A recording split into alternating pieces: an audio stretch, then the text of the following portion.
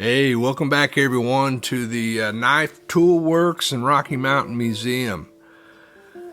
Your host Dwayne here behind the mic and the camera, and it's a Friday afternoon, and this is going to kind of try to make it a quick episode here, a quick video. We're going to rendezvous back to the days of the fur trapper, talk a little bit about the historical aspects of the fur trade era. I got a cool book to share with you here that I recommend for the library, a couple antique photographs, and a couple really special artifacts that are really, really sweet. And so before we get going, I want to thank all my subscribers, all my wonderful friends out there that have shown love and prayer for the wife. I'm tuckered out, man. I had to take her to the hospital yesterday about 7:30, early evening. Didn't get out of there till after 2. And I spent a lot of hours just sitting in a couple different chairs. But she's home. She's recovering. We know what's going on now. She was having trouble eating, had some digestive things happening. But so she's on the road to recovery. I'm a little tuckered out, so I might stumble a little bit here through the creeks as we wade through a little bit of fur trade history. So this is a rendezvous, folks, and I'm going to get rolling here. So most of you are familiar with the movie Jeremiah Johnson. That's one of my favorite all-time movies. I got about 10 or 15 movies that I watch like twice a year. And Jeremiah Johnson's one of them. And it's a cool movie because it is based on a true historical person. And that would be Liver Eaton Johnson. He was a later period mountain man. After sometime in the 1840s is when he was doing his escapades up into the Rocky Mountain region. And quite a character. He's buried, I think, down in, of all places, I think down in Southern California somewhere. But, so the mountain man period, historically, is considered from 1820 to 1840. It was a short time period, 1820 to 1840. But that's the Rocky Mountain fur trade in the lower 48 states. The fur trade era actually predates that by a long, long ways, folks. It goes back to the Beaver Wars and the Fur Trade Wars up in Canadian Providence, up in Ontario, Canada, along the coast, and up in Canadian territory, and then it filtered on down, eventually worked its way down into the Rocky Mountains of the lower 48, and all the way down into New Mexico, and that region there over to California and the Pacific Northwest. The fur trade era, fur trapper era, 1820 to 1840, but there were fur trade trappers that go back to 1600s. So, but we're going to kind of just talk about the fur trappers, some of their tools, and what their life might have been like. Rough life, man. And thing that a lot of people don't realize is the trapping was all done in the wintertime. Yeah, it was all done in the winter, man. So those guys were trucking in the snow, on snowshoes, bundled up with, fur capes and heavy gloves, heavy boots, climbing down in creeks, gathering traps. That was the time when, you were harvesting your furs because the furs were thick and they bring more money. So here's a book. Well, we'll start with this here. This is neat, man. This is a cool piece. This came out of North Idaho I've had it a long, long time. My wife's great-great-grandfather, she was adopted, but she's adopted at a very young age when she was like 3 months. But her great-great-grandfather was a early pioneer homesteader up in northern Idaho. And I've got some artifacts and some cool stuff that we've had passed down to us. But he was friends of the Nez Perce Indians. And he's buried up there in the Nez Perce Cemetery. But he was quite a man, and came out with, he was born right after the Civil War. Came out on wagons to Montana first, and then made his way over to North Idaho, outside of Lewiston, some of that area. So this is a North Idaho mountain man possibles bag here.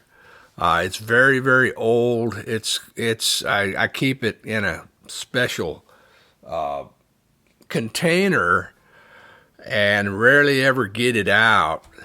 But this is one of the, we'll look at the bag first, and then we'll take a look at the two tools that a mountain man would have used here. So we'll pull the knife out, but sewn together with sinew.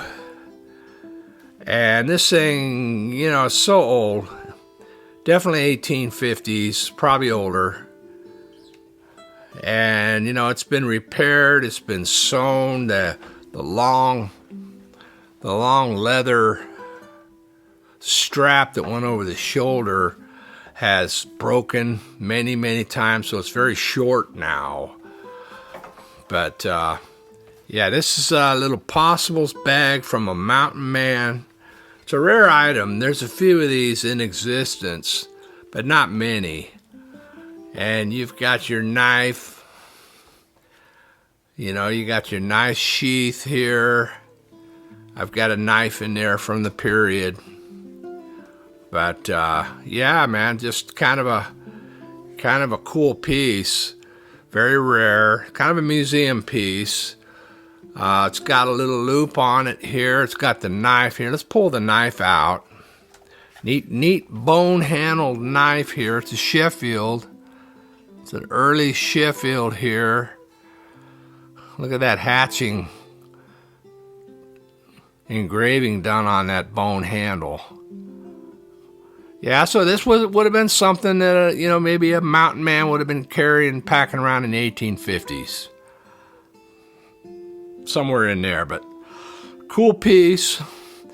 There's an old Skinner knife right there. And this bag, just has a basic little loop for a hawk, for a trapper's hatchet, belt axe, whatever you want to call it.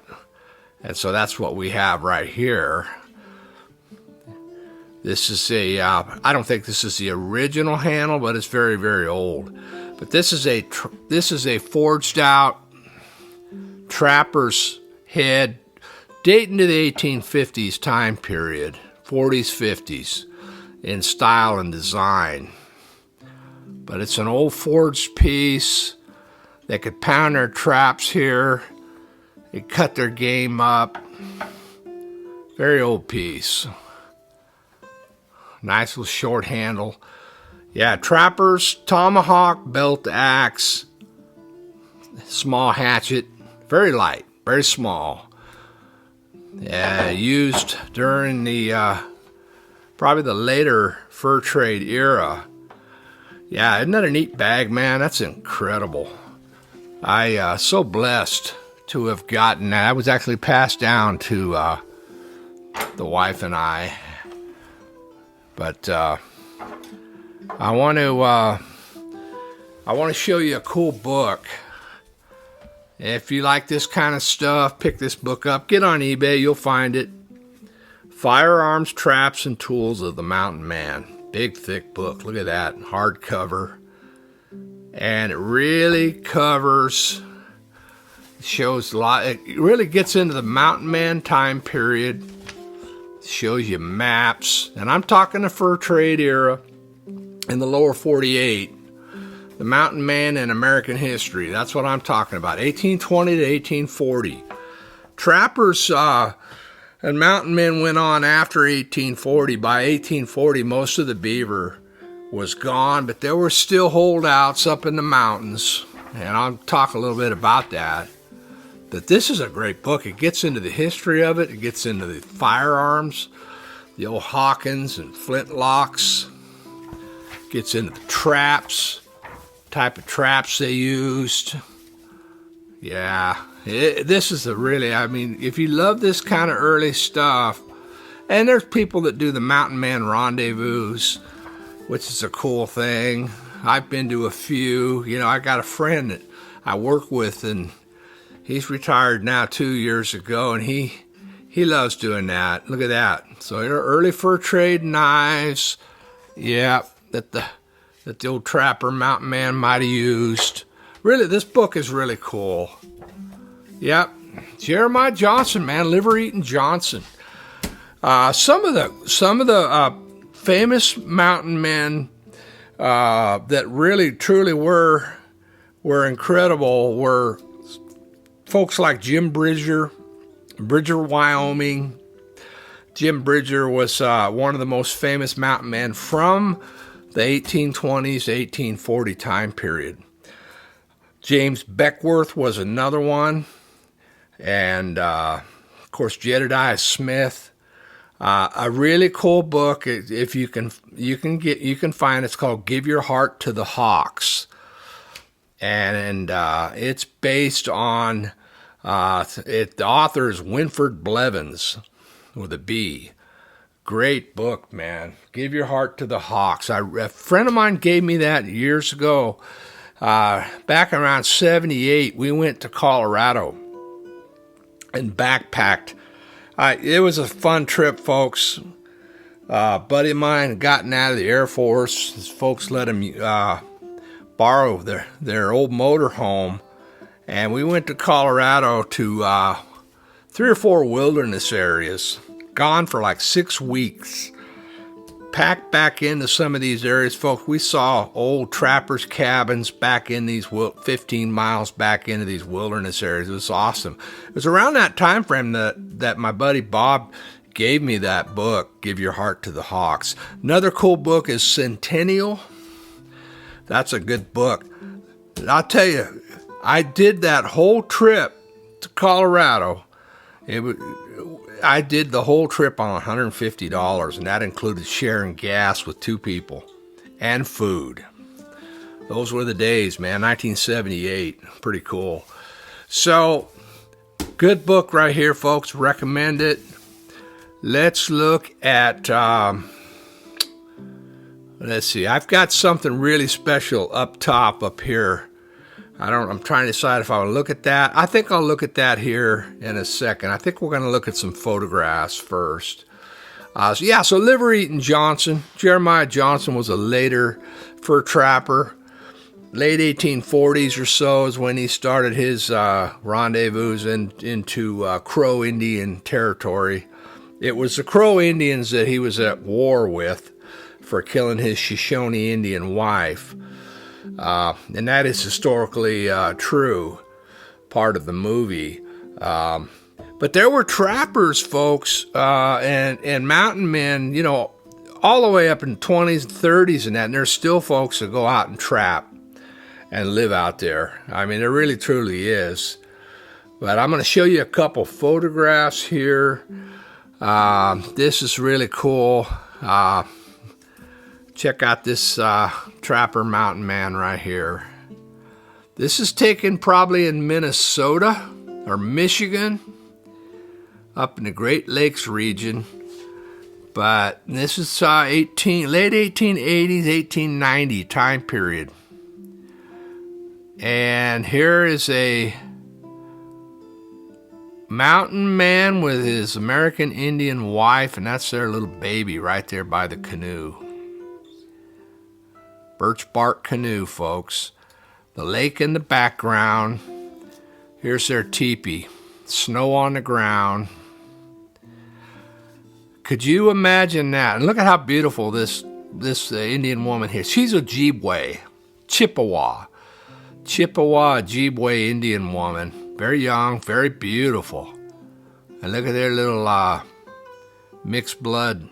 Looks like a little boy wrapped in a little blanket. Isn't that cool? Birch bark canoe.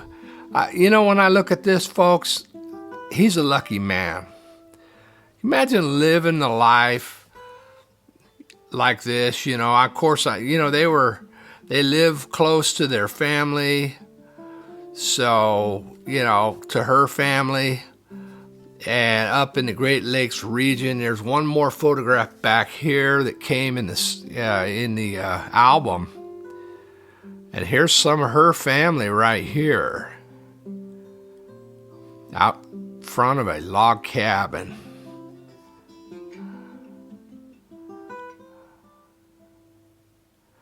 Chippewa Ojibwe Indians from Michigan, Minnesota. And this guy here standing there, he's holding up, that looks like Abraham Lincoln or something, some kind of a poster of Abraham Lincoln right here. Look at that. Chippewa standing in the cabin there. This is undoubtedly, no doubt, the family, some of the family of this Chippewa woman right here. And here's the lucky man married to that beautiful Indian princess. You know, maybe right after this photograph was taken, they got out in that canoe and did some fishing. Lucky, man. In my book, man. In my book, that's the cat's meow right there. So if you're a mountain man and you're in Wyoming or something, you're liable to run across a small little Indian village. This is an 1880 time frame photograph of Plains Sioux, maybe Cheyenne. They've got their butchered meat hanging on racks in the sun. That's how they did it. Got some old kettles there. Look at the little boy there. 1880. There's a wagon in the background. So if you were a mountain man, you came wandering up. If you were a mountain man back in those days, in the 1820s, all the way up probably 1850s, 60s and stuff, boy, you better be friends with the tribes, and you better know how to do sign language and speak with the folks and share some of your bounty. Otherwise, you're going to end up scalped out on the plains. But, you know, the American Indians respected people that gave them respect. But, yeah, isn't that cool? There's the old chief right there, folks. Got his pipe bag, beaded pipe bag right there. Yeah, you're a mountain man, you're coming up, you got your horses, they're loaded down with gear, you know, it's in the fall. And you're heading up into the Muscle Shell or the Wind River Range, and you run across a small Indian village. Maybe these Indians give you a little hint on where the beaver are at and where's a good spot. All right, I got one more thing to share, folks. This is really, really a rare item that came through the family connection. Had it in the family for many, many years. It's a mountain man raccoon hat cape. And I'm going to share it with you along with another really, really special knife. So I'm going to grab the mic. We're going to kind of sneak right up here. And I'm going to try to use the light here. I've got it on a stand. It's extremely fragile. But I have it on a stand here. I don't want to take it off of the stand. It stays on its stand.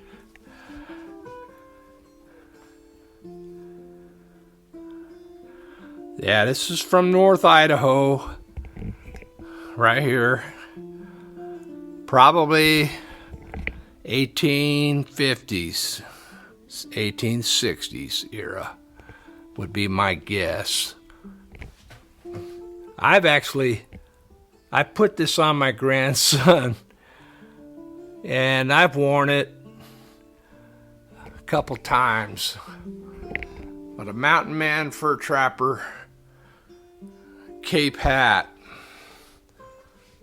right there. This one here was cool because it went down just below their shoulders. You know, it kept the rain and the sleet and the snow off of your head and your neck. All right, let's end it here. Take a look at this piece of beadwork here is a wonderful piece. I believe it came from northern Idaho. I believe it's Nez Perce. It's just a little from the 1850 time period. Just a little piece. The early small seed beads. Check that out. Yeah, man. And then this wonderful knife, folks. And this one is marked J.R. Stivers. This is a trapper's era knife, 1840s, somewhere in there. Blacksmith made, pewter work here, kind of a beaver dagger blade. It was kept in a family and cherished for a lot of years, and now I'm the caretaker of it. I've tried to look this maker up here. J. Looks like R. Stivers, stamped. Probably was a blacksmith. I'll keep researching it as time goes on. Until the next rendezvous, all my good friends, God bless. God bless. And I'm going to end it here. I'll tell you, I have an old friend, haven't seen in years. He's like 5 years older than me. Back about 1990, he had an uncle in a care facility in Wyoming. He was in his 90s at that time. He did trapping when he was a kid in 1920s, early 20s, and he ran upon an old trapper's skeleton down in a ravine. And that's true. That man's family homesteaded in Wyoming, up out of Cody, Wyoming in 1900, when the West was still wild somewhat. All right, everyone. God bless. Thanks for watching.